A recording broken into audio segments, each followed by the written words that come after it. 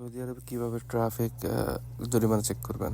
আপনাদের ক্রোম ব্রাউজারে চলে যাবেন, ওখান থেকে লিখবেন EFAA স্পেস SA, লেখার পরে প্রথম যে অপশনটা আসবে ওখানে চলে যাবেন, ওখানে প্রেস করবেন। প্রেস করার পরে এরকম আসবে আপনাদের, আসার পরে উপরে কর্নারে স্পেস করবেন।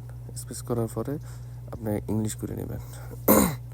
ইংলিশ করে নেওয়ার পরে আইডি নাম্বার, ওখানে আপনার যে আকামা নাম্বার দিয়ে দেবেন। আকামা নাম্বার দেওয়ার পরে নিচে যে ডেট অফ বার্থ, এখানে আপনার ডেট অফ বার্থটা দিবেন, যেটা আপনার আকামাতে আছে অ্যাকুরেট দিবেন। দেওয়ার পরে আপনার সব ঠিকঠাক করে নেওয়ার পরে, আর আপনাদের যে আকামার যে সিম দিয়ে আবসার খুলছেন ওই সিম লাগবে, ওখানে একটা ওটিপি যাবে। এখন ওকে করবেন, ওকে করার পরে ওখানে একটা ওটিপি যাবে 4 ডিজিটের। যাওয়ার পরে ওই ওটিপি এখানে বসাই দিবেন। বসাই দেওয়ার পরে কনফার্ম করবেন। ঠিক আছে, আমি দিছি, যেহেতু নিরাপত্তার স্বার্থে আমারটা আমি হাইড করে রাখছি।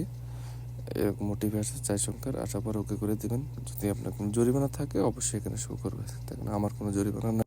ভিডিওটি ভালো লাগলে চ্যানেলটা সাবস্ক্রাইব করে দেবেন।